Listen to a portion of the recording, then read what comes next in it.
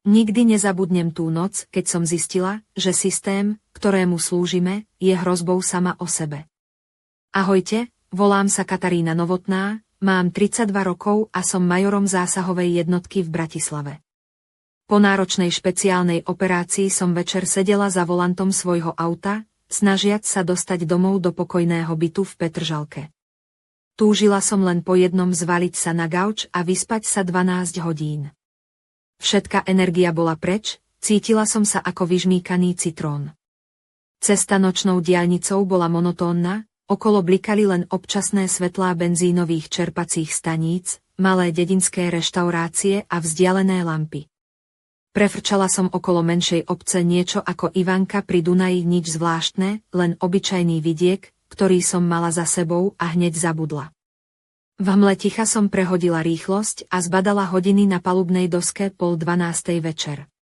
Ešte hodina a budem doma. Horúci sprchový prúd, čaj, posteľ. Práve keď som sa nechala uniesť predstavou domova, zrazu sa na ceste predo mnou rozblikali modré svetlá. Stopka, ktorá preťala cestu, ma prinútila prudko zabrzdiť. Dvaja policajti stáli na kraji cesty, jeden mával smerovkou. Asi rutinná kontrola, myslela som si, keď som zastavila a stiahla okienko. Pristúpil ku mne muž v uniforme, asi 30-ročný, pevnej postavy a so sebavedomým pohľadom. Na prsiach mal menovku, seržant Peter Kováč. Bez pozdravu mi povedal, nezaplaste smerovku pri zmene jazdného pruhu, zmetene som sa zamračila. Aký pruh? Jazdila som celých 20 kilometrov rovno vo svojom pruhu, nehádať sa, všetko sme videli. Doklady, prosím, podala som mu vodičák a on ho bez záujmu zobral, kývol na mladšieho kolegu, ktorý sa ku mne postavil z druhej strany auta. Otvor batožinový priestor, prikázal mladík asi 20-ročný, menovkou Igor. Prečo? Spýtala som sa, ale odpoveď nečakala. Kontrola? Alebo máte problém odmietnúť, napätie vo mne stúpalo. Poznávala som tú hru podhodenie, vydieranie, všetko podľa dobre známeho scenára. Stlačila som tlačidlo na otvorenie kufra a sledovala, ako Igor zmizol vzadu za autom. Zrkadlo ukázalo, že sa po kufri prezrel možno 30 sekúnd a potom sa s igelitovým balíčkom v ruke vrátil. No tak, čo to tu máme, ukázal na balíček Kováčovi. Mrazenie ma prešlo po chrbte. Nikdy som ani len nedržala v rukách drogy. V kufri bola len rezerva, hasiaci prístroj a stará športová taška. Nie je to moje, povedala som ticho. Kováč sa začal meniť. Samozrejme, že to samo tam spadlo. Krásavica, máš veľké problémy. To je paragraf 114. Hrozia ti roky, podhodili ste mi to. Vyhrážala som sa, chcem protokol s prítomnosťou svedkov, Igor to odkývol, poďme na stanicu, tam všetko vybavíme. Možno sa dohodneme, vnútri vo mne horel hnev. Oni to robia stále, zastavia, podhodia, vyžadujú výpalné. Koľko ľudí už prešlo ich rukami? Koľko zaplatilo? Koľko teraz sedí za mrežami na základe falošných obvinení? Pomaly som siahla do vrecka bundy, aby som poslala správu svojmu nadriadenému, Radovanovi Švecovi. Rýchlo som napísala kód, súradnice, podhod. Hej, čo to tam robíš, vykríkol Kováč a prudko otvoril dvere. Nestihla som schovať telefón, Igor ho vyrval z ruky. No, ty múdra, usmial sa a pozrel na obrazovku. Komu píšeš, všetko vyriešime na stanici, povedal pokojne. Vráť telefón, požiadala som. Vráť, vysmieval sa Kováč. Na stanici budeš rozprávať o svojich drogových prehreškoch. Vyšla som z auta. Ruky sa mi netriasli, srdce bilo pokojne. Videla som už na operáciách o mnoho horšie veci, ale teraz, v noci, na prázdnej ceste medzi dvoma policajtmi s falošným obvinením, som cítila ten pravý strach, ktorý bežní ľudia poznajú. Ľudia bez vojenských preukazov, ľudia bez ochrany. Ticho som išla k policajnému autu. Správa odišla, stihla som to. Teraz musím vydržať a sledovať, ako funguje táto špinavá hra zvnútra. Kováč otvoril zadné dvere a pokynul, sadni a MLČ. Na stanici si pohovoríme, sadla som si, dvere sa za mnou zatvorili s kovovým klapnutím. Za mrežou som videla, ako sa Igor s Kováčom pohadzovali úsmevmi. Auto sa rozbehlo po opustenej diaľnici, lampy blikali jeden za druhým, odrážali sa do okna žltým svetlom. Nepanikárila som. Panika je luxus, ktorý si môj odbor neumožňuje. Pred nami Igor s Kováčom šepkali, mysliac si, že nič nepočujem. Ale počula som každé slovo. Má pekné auto, povedal Igor. Takže má peniaze, jasné, prikývol Kováč. Oblečená slušne, nie z chudobnej štvrte. Auto môže stáť aj 100 000 eur. A ak nechce platiť, bude chcieť, všetci chcú. Nikto nechce problémy, počúvala som a ukladajúc si do pamäti každý detail. 200 000 eur, štandardná suma. Toto už nie je len úplatok na ceste. Je to vybudovaná, spoľahlivá schéma vydierania. Koľko ľudí prešlo ich rukami za mesiac? 10, 20. Spomenula som si na tváre žien z razí v nelegálnych bytoch zlomené, vystrašené. Mnohé skončili tu na základe falošných obvinení.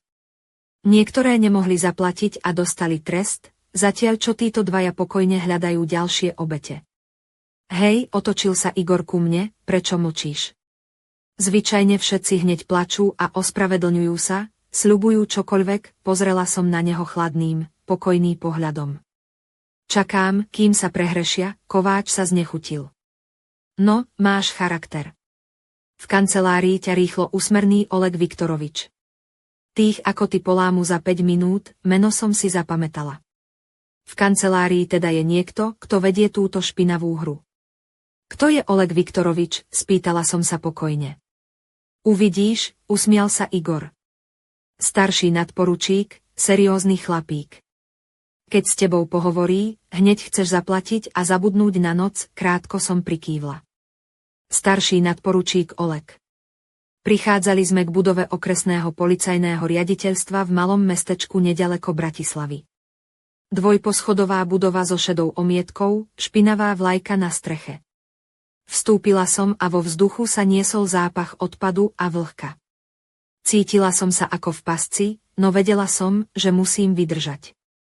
Keď sa Svetlák a jeho tým špeciálnej jednotky vrhnú na túto stanicu, potrebujem vedieť každý kút, každú tvár. A zatiaľ. Bola som tu sama. Pokračovanie naberie ešte temnejšie obrátky. Večer sa pomaly prehlbil do noci, keď som prešla cez dvere okresného policajného riaditeľstva v Ivanke pri Dunaji. Atmosféra bola dusivá, koridor takmer bez svetla, len jedna jediná žiarovka vrhala slabý, žltkastý lúč na popraskanú podlahu. Vzduch vo vnútri bol ťažký, nasiaknutý pachom starých cigariet a zatuchlého papiera. V hlave mi vírili myšlienky, no tvár som mala kamennú, nezlomnú.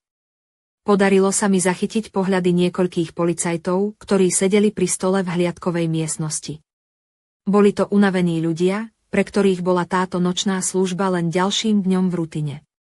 Ďalšia, ozval sa zodratý hlas mladého seržanta, ktorý namiesto pozdravu ani nezdvihol hlavu od telefónu. S drogami, doplnil seržant Kováč, ktorý ma doviedol sem. Priprav papiere, prikázal monotóne. Stála som uprostred tejto kancelárskej šedy, pozorujúc všetkých okolo. Bola to scéna, ktorú som videla už príliš často, obeť, ktorú privedú, zastrašia, vymočia z nej peniaze a buď ju pustia, alebo pošlú za mreže. Systém, ktorý tu fungoval, bol starý, ale efektívny. Zákon a spravodlivosť boli len fraškou. Oleg Viktorovič je tu, spýtal sa Kováč seržanta. V kancelárii. Ak niekoho privediete, i hneď ho k nemu zavete, odpovedal seržant krátko. Kováč sa usmial a pozrel na mňa, pôjdeš ho spoznať, krásavica, vyrazili sme do tmavého koridoru, moje kroky boli tiché, no v hlave sa mi rútili stovky myšlienok. Každý detail si ukladám, každú tvár, každý zvuk.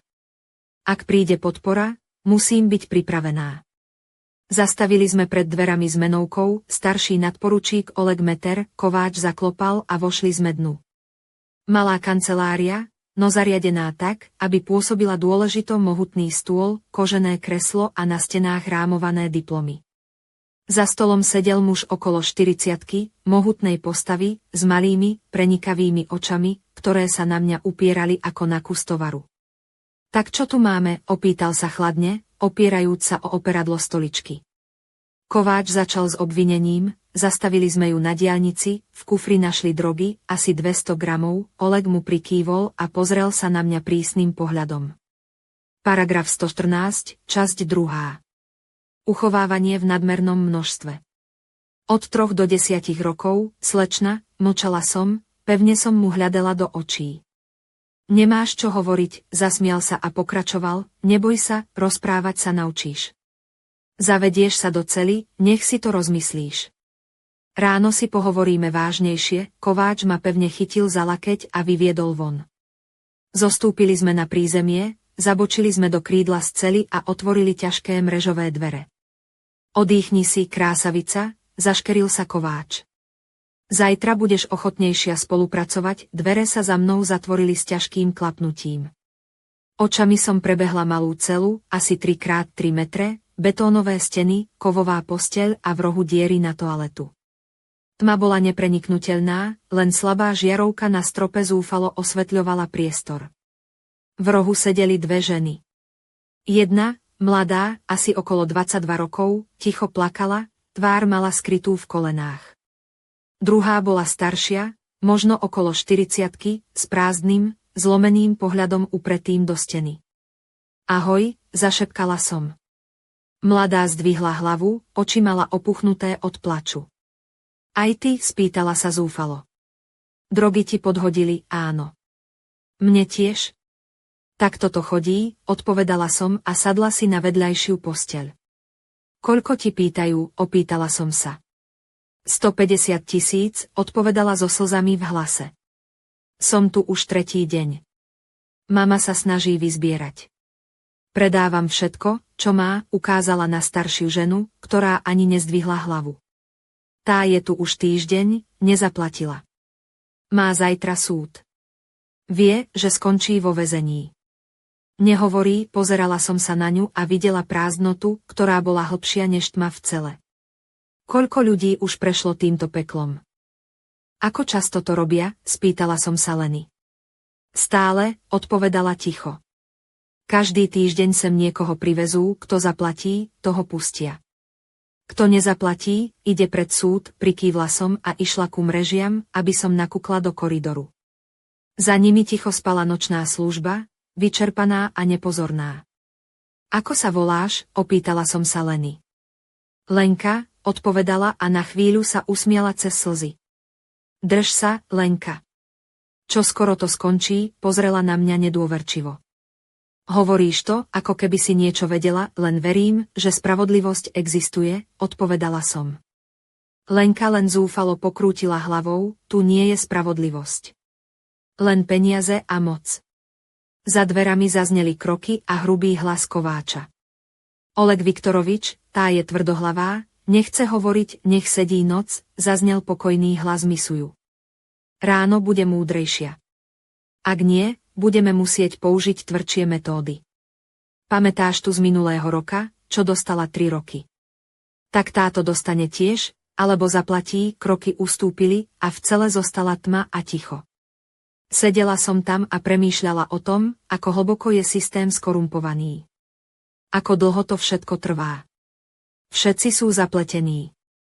A ja som v tom uväznená. Lenže už nie som obeť. Som bojovník. A táto hra ešte len začne. V hlave mi znel hlas môjho veliteľa, Radovana Šveca, ktorý práve vyrážal so svojou jednotkou na záchranu. Musím vydržať. Musím prežiť. A potom odhaliť pravdu. Pokračovanie naberie na temnote a napätí, pretože to, čo príde, zmení všetko, čo som si kedy myslela o spravodlivosti. Nikdy nezabudnem ten moment, keď som pochopila, že táto nočná cesta už nie je len o mne, je o nás všetkých, kto bojuje proti bezprávu a skorumpovanému systému. V kancelárii staršieho nadporučíka Misuju som sedela, zatiaľ čo on si ma prezeral, ako by som bola len ďalší predmet na jeho stole. Na tvári mal výraz, ktorý vyžaroval moc a nadradenosť. Tak teda, slečna Novotná, povedal chladne, čo mi poviete na tie nálezy, jeho prízvuk bol tvrdý, ako by každé slovo malo váhu rozsudku. Nič z toho nie je moje, vyhlásila som s pevným hlasom. Podhodili ste mi drogy, aby ste ma dostali do pasce, oči mu zaiskrili. To si myslíš, že si taká múdra. Spomeň si, čo sa stáva tým, ktorí neplatia. Rozumieš, natiahol ruku smerom ku mne, snažiac sa ma chytiť za ruku, ale ja som sa rýchlo otiahla. Nechcem žiadne dotyky. Nepotrebujem tvoju ochranu. V tej chvíli sa do miestnosti otvorili ťažké dvere a vstúpil vyšší dôstojník. Oleg, máme problém, oznámil ticho, no s naliehavosťou v hlase. Je tu volanie od seržanta Šveca. Zasahujú, Misuja sa zamračil, ale jeho pohľad zostal tvrdý. Takže sa všetko rúca, zammlal a otočil sa ku mne s krutým úsmevom. Zdá sa, že tvoja záchrana nemusí prísť včas. Prajem ti šťastie. V tej chvíli som cítila, ako mi srdce bije rýchlejšie, adrenalín stúpa a všetky moje zmysly sa ostria. Vedela som, že ak ma chytia, budem opäť obeťou ich bezčitnej hry, no tentoraz som sa nehodlala vzdať. Zavreli ma do malej cely s tvrdými betónovými stenami.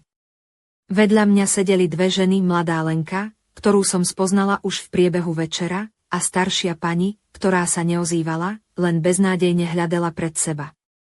Lenka sa ku mne naklonila a ticho povedala, myslíš, že prídu? Myslím, že sem prídeš nadlho, pokrútila som hlavou a usmiala sa na ňu. Musíme veriť, že áno. A ak nie, ja sa nevzdám. Celá noc bola plná ticha, prerušovaného len vzdialeným šumom krokov v chodbách a občasným šepotom iných väzňov. Sledovala som každú minútu, počítala sekundy, čakajúc na záchranu. Moje telo bolo vyčerpané, no vedomie, že nie som sama, mi dodávalo silu. O hodiny neskôr sa dvere cely znova otvorili a dovnútra vošiel Kováč a mladý policajt Igor. Vstaň, prikázal Kováč. Misuja chce s tebou hovoriť, srdce mi poskočilo, no tvár som mala stále pokoj. Vedela som, že toto bude ďalší krok v ich krutej hre. Viedli ma späť do kancelárie, kde Misuja sedel s pohárom lacného alkoholu a pohľadom, ktorý sa snažil byť upokojujúci, no bol plný hrozby. Takže si to rozmyslela, spýtal sa úsmevne. Zaplatíš a všetko skončí. Inak, no, vieš, čo sa stane, svojou rukou sa oprel o moju ruku, no ja som ju okamžite odtrčila. Nechcem tvoje peniaze ani tvoju moc. Vtedy sa situácia začala meniť. Zrazu sa otvorili dvere a do miestnosti vošiel mladý policajt, ktorého som dovtedy nevidela. Mal asi 25 rokov a na tvári škodoradostný úsmev. Šéf, možno by sme ju mali presunúť do špeciálnej cely, povedal s náznakom hrozby. Lepšie tam sa bude zabávať. Misuja sa zasmial a kývol hlavou.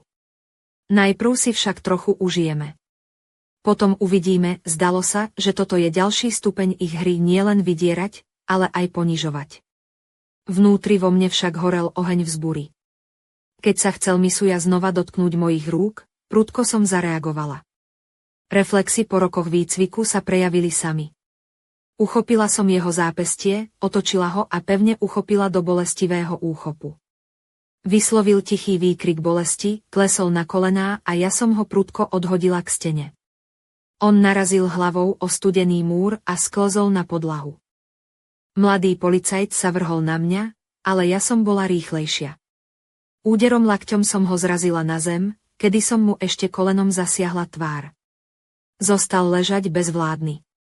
V tom momente vošiel Kováč, vyťahujúc obušok. Moja reakcia bola okamžitá, kopla som ho do kolena, čo ho prinútilo zakričať od bolesti. Potom som mu s plnou silou narazila hlavu o okraj stola. 3 osoby na zemi. Ja rovná, pokojná, srdce bijúce ako pri tréningu. Misuja ležal pri stene, držal sa za hlavu a hľadel na mňa so strachom a hrôzou.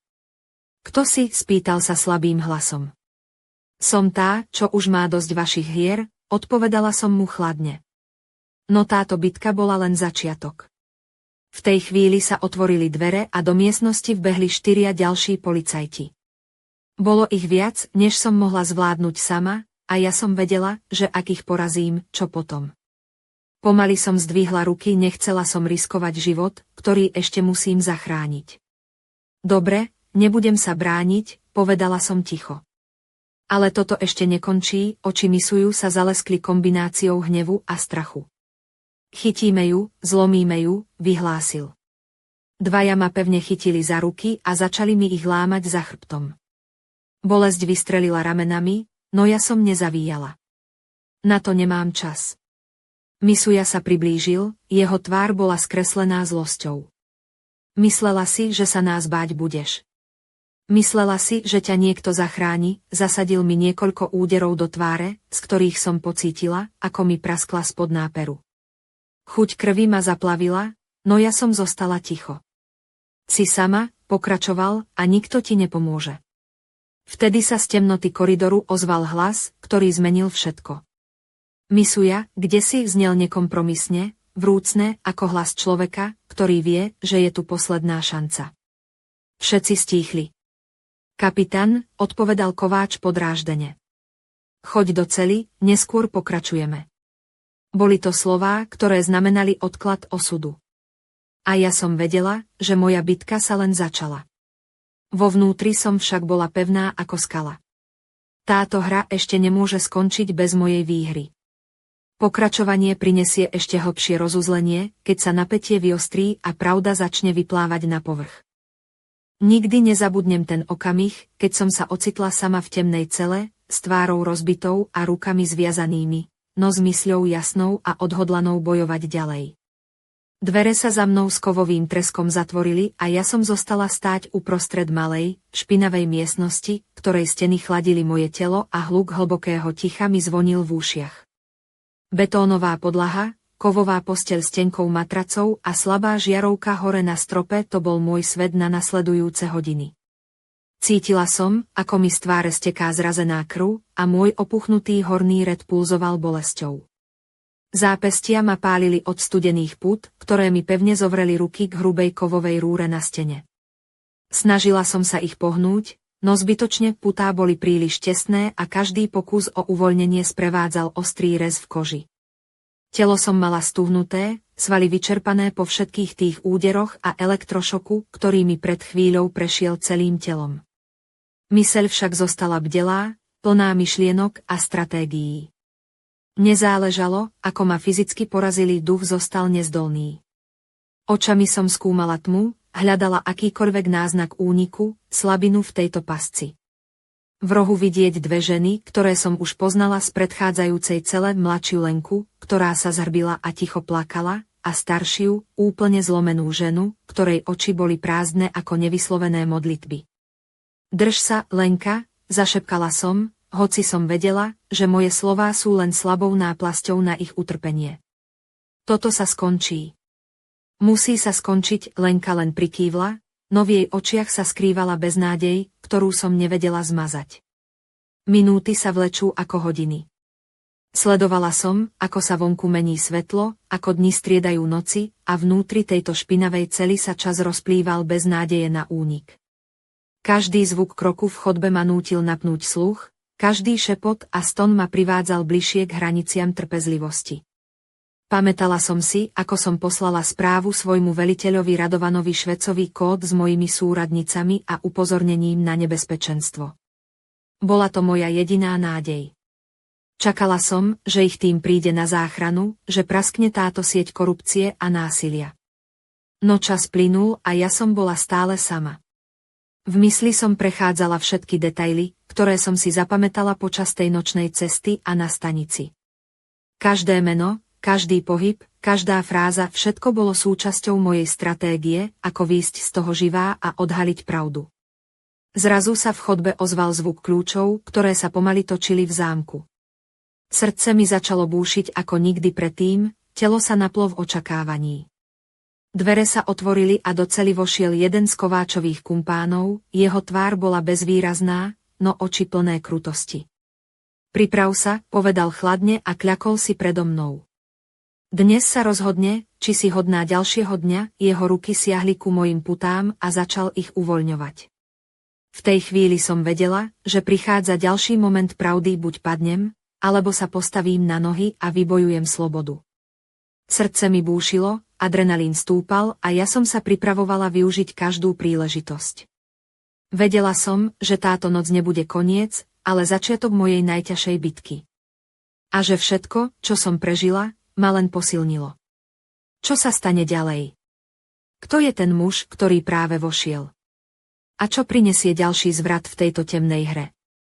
To všetko sa dozviete v pokračovaní, kde sa hra o prežitie a spravodlivosť vystupňuje do nepreniknuteľnej výšky. Pokračovanie prinesie odhalenie skrytých spojení a začiatok nečakanej záchrany. Nikdy nezabudnem ten okamih, keď sa dvere celý s rachotom otvorili a na prahu sa objavila nádej, ktorá mohla zmeniť celý môj osud. Muž, ktorý vošiel, nebol jeden z tých, čo ma predtým týrali. Jeho pohľad bol pevný a rozhodný, s iskrou spravodlivosti, ktorú som už dávno stratila z dohľadu. Katarína Novotná, spýtal sa ticho, no jeho hlas nespochybniteľne niesol autoritu. Prikývla som, slabá, no s odhodlaním v očiach. Som podplukovník Radovan Švec, predstavil sa a rýchlo mi odopnul putá. Prišli sme ťa zachrániť, v tom momente sa vo mne prebudila sila, ktorá bola doteraz ukrytá pod vrstvou bolesti a beznádeje. Pomohol mi postaviť sa na nohy a viedol ma von z cely. Koridory boli tmavé a tiché, no vedela som, že v každom kroku sa blížime k slobode a k odhaleniu tej hnusnej siete, ktorá ma uväznila. Na každom rohu si moja myseľ pripomínala všetky tváre, ktoré som videla, všetky zákulisné hry, ktoré som počula. Keď sme sa dostali do hliadkovej miestnosti, všetko sa zrazu rozbehlo. Môj tím špeciálnej jednotky, pripravený a vyzbrojený, vtrhol do budovy ako búrka. Zadržte všetkých, zavelil Radovan a začala sa razia. Policajti, ktorí ešte pred chvíľou pôsobili neochvejne, teraz stáli v šoku, väčšina spútaná a zaskočená. Videla som Kováča a Igora, ako ich vyvádzajú z budovy s putami na rukách. Všetci, ktorí stáli za týmto zločinom, boli konečne zasiahnutí. V tej chvíli som vedela, že boj, ktorý som začala, má zmysel. Systém sa môže zdať neprekonateľný, ale pravda a odvaha môžu zlomiť aj tie najpevnejšie reťaze. Počas výsluchov a zhromažďovania dôkazov som si uvedomila rozsah korupcie a zneužívania moci, ktorá sa tu roky skrývala. Boli to nielen drobné podvody, ale organizovaná zločinecká skupina, ktorá využívala svoju pozíciu na vydieranie a ničenie životov nevinných. Všetko, čo som prežila, sa teraz menilo na nástroj spravodlivosti. Každý detail, každé meno, každý dôkaz sa stával kameňom v základoch nového poriadku. No napriek víťazstvu zostávalo stále mnoho nezodpovedaných otázok. Kto všetko je ešte zapletený? Ako hlboko siaha táto sieť? A čo bude so mnou, keď sa búrka utíši? To všetko čaká na odhalenie v ďalších kapitolách, kde sa pravda bude odhaľovať krok za krokom a každý z nás bude musieť čeliť svojim démonom. Pokračovanie prinesie odhalenie ďalších zločincov, nové nebezpečenstvá a začiatok cesty k úplnej očiste systému. Moja cesta sa len začína, ale viem, že už nie som sama. Nikdy nezabudnem ten pocit, keď som poprvý raz na vlastnej koži pocítila, čo znamená byť na mieste bezmocného človeka, ktorý je v rukách tých, čo by mali chrániť. Sedela som v tej malej, špinavej cele, tvár mi bola opuchnutá a bolestivá, ruky som mala pevne zviazané. Každý pohyb bol sprevádzaný ostrou bolesťou, no moja myseľ bola bdelá a plná zmätku. Ako sa to mohlo stať? Ako som mohla skončiť takto, keď som celý život bojovala za spravodlivosť? Hneď, ako som zistila, že drogy v mojom aute boli podhodené, cítila som hnev, ale aj strach. Vedela som, že tieto dve emócie ma musia udržať v pokoji, aby som prežila. Ale toto bolo niečo iné. Bolo to ako ponorenie sa do úplnej temnoty, kde každý človek, ktorému som dôverovala, sa stal mojím nepriateľom. Premýšľala som o tom, ako často som sa stretla s nespravodlivosťou počas svojej kariéry. Koľko ľudí som videla trpieť kvôli korupcii a zneužívaniu moci. A teraz som bola jednou z nich. Bolo to otrasné uvedomenie. V cele som spoznala aj ďalšie ženy, ktoré prešli rovnakým peklom. Lenka, mladá a vystrašená, ktorú podviedli a prinútili k nevinnej obeti, staršia žena, ktorá už stratila nádej a len ticho trpela. Spoznala som ich príbehy a uvedomila som si, že nie som sama. Sme všetky obeťami systému, ktorý nás mal chrániť, ale namiesto toho nás zradil. Premýšľala som, ako by som mohla zmeniť tento systém, keď som sama bola jeho obeťou. Ako by som mohla pomôcť tým, ktorí sú ešte viac bezmocní. Je možné, že moja odvaha a vytrvalosť budú tým svetlom, ktoré ukáže cestu von z tohto tmy. Aj keď som bola zatvorená, cítim, že moja sila rastie. Pretože teraz viem, čo je naozaj na hre. Nie sú to len drogy alebo falošné obvinenia.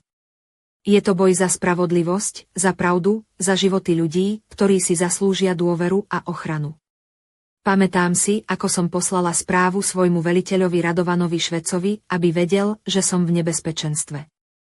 Tá správa bola mojím posledným pokusom o pomoc, mojím spojovacím článkom s vonkajším svetom. Teraz čakám na jeho príchod, na záchranu, ktorá môže zmeniť všetko. A viem, že ak táto správa dôjde, začnú sa diať veci, ktoré nikto nečakal. Ale čo ak sa správa nedostane? Čo ak som naozaj sama? Tieto myšlienky sú najhoršie, pretože ukazujú, aká krehká je hranica medzi nádejou a beznádejou. Vo vnútri však stále horí oheň. Oheň, ktorý ma núti bojovať ďalej, nezávisle od okolností. Pretože viem, že spravodlivosť nie je len slovo. Je to cesta, ktorú musíme kráčať, aj keď je nebezpečná a ťažká. A ja som pripravená ísť až do konca. Pokračovanie prinesie nové nečakané zvraty a ukáže, ako sa z bezmocnej ženy môže stať symbol boja proti nespravodlivosti. Nikdy by som si nepomyslela, že táto nočná cesta, ktorá mala viesť len k úľave a pokoju, sa zmení na začiatok najtemnejšieho boja môjho života. Keď som sedela v cele, cítila som, ako sa moje myšlienky víria stále rýchlejšie a rýchlejšie. Všetko, čo som si myslela, že viem, bolo len povrchom. V tej chvíli, keď som bola úplne sama, sa mi do uší dostali rozhovory, ktoré by som nikdy nečakala. Za dverami cely som začula tiché šepoty dvoch mužov. Boli to Kováč a Igor. Myslíš, že tá novotná má v rukáve ešte nejakú kartu? Spýtal sa Kováč s pochybnosťou. Neviem, odpovedal Igor, ale ak sa dozvie, čo nechceme, sme všetci stratení. V tom momente mi prebehlo mysľou, že nie som len obeťou náhody. Niečo v ich hlase naznačovalo, že som sa dostala do oveľa hlbšej hry, než som si myslela. Bola som svedkom tajomstiev, ktoré by mali zostať skryté. Ako som viac počúvala, začala sa mi odhaľovať celá pravda o tom, ako funguje táto korupčná sieť. Miestni policajti, ktorí mali chrániť verejnosť, boli v skutočnosti organizovanou skupinou, ktorá využívala svoju moc na vydieranie, podvody a dokonca násilie. Všetko bolo premyslené, od podhodovania drog až po falšovanie dôkazov a zastrašovanie nevinných. V hlave mi blesklo, aké nebezpečenstvo mi hrozí.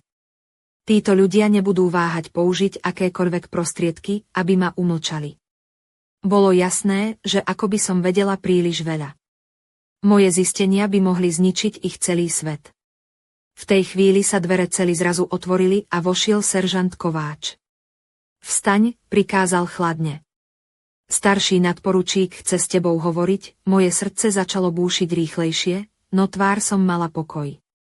Vedela som, že toto nebude jednoduchý rozhovor. V kancelárii sedel Misuja, jeho oči žiarili krutosťou a nadradenosťou. Takže si ešte stále myslíš, že môžeš bojovať, zasmiel sa. Mala by si vedieť, že títo chlapi tu rozhodujú o všetkom. A ty si len malá ryba v ich veľkom svete. Jeho slová ma však nezlomili. Nie som sama, povedala som pevne. A tento svet sa mení, Misuja sa zasmial a prikývol na mladého policajta, ktorý stál pri dverách. Presuň ju do cely s osobitným režimom, prikázal. Tam si viac užije. Ako ma odvádzali, vedela som, že toto je len začiatok. Hra sa mení, no ja som pripravená hrať ďalej. Pretože teraz už nejde len o mňa. Ide o všetkých, ktorí boli týmto systémom zranení. A táto hra bude krvavá. Pokračovanie prinesie ešte temnejšie zvraty, keď sa odhalia nové skryté hrozby a začne sa boj o prežitie naozaj naostro. Nikdy by som nečakala, že sa táto nočná cesta zmení na boj o život, ktorý ma postaví tvárou v tvár najtemnejším stránkam ľudskej zloby.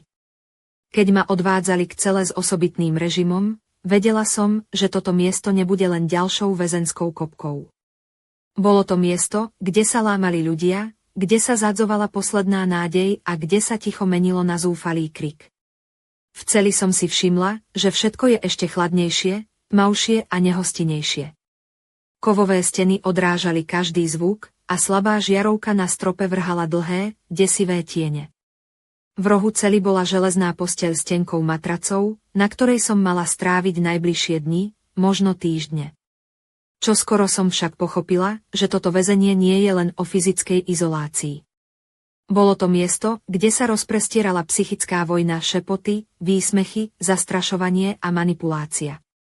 Každý deň som počula príbehy iných žien, ktoré tu skončili, nie preto, že by boli vinné, ale preto, že sa stali obeťami skorumpovaného systému.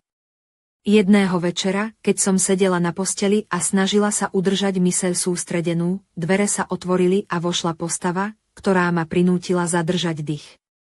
Bol to muž, ktorého som nikdy predtým nevidela, no jeho prítomnosť bola neodolateľná. Volám sa kapitán Radovan Švec, povedal pokojne, no s vážnosťou v hlase. Prišiel som ťa zachrániť, v tej chvíli som pocítila, ako sa vo mne prebúdza nádej, ktorú som už takmer stratila. Pomohol mi postaviť sa a viedol ma von z tmavej cely do svetla, ktoré som si tak dlho priala vidieť. Po ceste sme prechádzali okolo ďalších zadržaných, ktorých pohľady boli plné strachu, no aj vďaky. Keď sme sa dostali von, stretla som svoj tím špeciálnej jednotky, ktorý rýchlo začal zaisťovať miesto a zadržiavať viníkov. Videla som Kováča, Igora a ďalších, ako sú zviazaní a odvedení preč, konečne spravodlivosť začala svoj beh. Bola to však len prvá fáza boja. Vedela som, že za touto sieťou stojí niekto ešte mocnejší, niekto, kto nebude váhať použiť všetky prostriedky, aby si udržal svoje postavenie.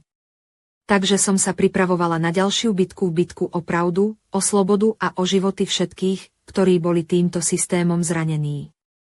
A vedela som, že táto nočná cesta ešte neskončila. Pokračovanie prinesie veľké odhalenia, konfrontácie s mocnými nepriateľmi a rozhodujúce momenty, ktoré zmenia všetko. Moja cesta je ďaleko od konca a boj o spravodlivosť sa len začal. Nikdy by som si nepomyslela, že sa môj život zmení na nekonečný boj, kde každý krok znamená rozdiel medzi životom a smrťou, spravodlivosťou a bezprávím.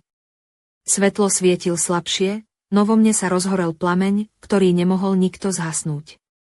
Po tom všetkom, čo som prežila bitky, zrady, bolesti i zúfalstvo, som vedela, že nemôžem ustúpiť. Nie teraz. Nie po tom, čo som videla a počula. Korupcia, ktorá ma takmer zlomila, sa ukázala v celej svojej odpornosti. Policajti, ktorí by mali byť ochranou, sa stali predátormi, ktorí rozbíjajú životy ľudí len kvôli svojim záujmom. Systém, ktorý mal slúžiť spravodlivosti, bol zvrnutý na nástroj útlaku a násilia. Ale ja som už nebola obeťou. Stala som sa bojovníčkou, ktorá stojí tvárou v tvár tomuto zlu, ktorá odmieta ustúpiť a ktorá je ochotná ísť až na dno, aby rozbila túto temnú sieť. Každý úder, každý výsmech ma len posilňoval. Bolesť sa stala mojou spoločníčkou a hnev mojou zbraňou. V hlave som si prehrávala každý detail, každý rozhovor, každý krok, ktorý som urobila. Bola som pripravená na všetko. V tej chvíli som sa pozrela do zrkadla a uvidela nielen zranenú ženu, ale aj symbol odporu. Symbol toho, že aj v najtemnejších chvíľach môže človek nájsť svetlo a silu pokračovať. A práve toto svetlo bolo tým, čo ma držalo nad vodou, čo ma poháňalo vpred. Pretože som vedela, že boj proti korupcii nie je len o mne. Je o všetkých tých, ktorí stratili nádej, o všetkých, ktorí boli zranení a o všetkých, ktorí ešte len budú bojovať. Táto bitka nebola len o spravodlivosti. Bola to bitka o ľudskosť, o pravdu a o budúcnosť, ktorú sme si zaslúžili. A hoci cesta bola ešte dlhá a nebezpečná, ja som bola pripravená čeliť všetkému, čo príde. Pretože len tí, ktorí majú odvahu stáť proti zlu, môžu zmeniť svet. Pokračovanie bude ešte dramatickejšie, plné nečakaných zvratov, odhalení a rozhodujúcich momentov, ktoré ukážu, čo znamená skutočná sila a odvaha. Moja cesta práve dosiahla svoj vrchol a všetko je na hrane. Pripravte sa na posledné rozhodnutia, ktoré zmenia osudy mnohých a možno aj celý systém. Sme na prahu revolúcie, ktorá nemá návratu. Nikdy nezabudnem ten posledný pohľad na cestu, po ktorej som sa vracala domov tichú, no plnú tieňou minulosti a nádejí na budúcnosť. Bola to tá istá diaľnica, po ktorej som kedysi snívala len o odpočinku a pokoji.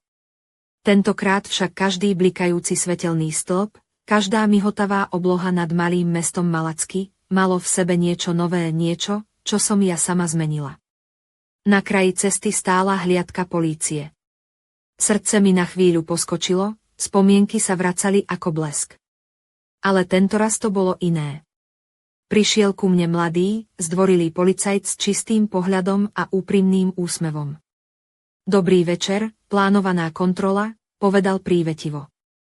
Podala som mu doklady a on ich pokojne skontroloval. Všetko v poriadku. Prajem bezpečnú cestu, dodal a odišiel. Usmiala som sa a vydala sa ďalej. Niečo sa zmenilo. Možno nie okamžite, možno nie navždy, no zmenilo sa. Ten večer som vedela, že odvaha jedného človeka môže vyvolať vlny, ktoré zasiahnu mnoho životov.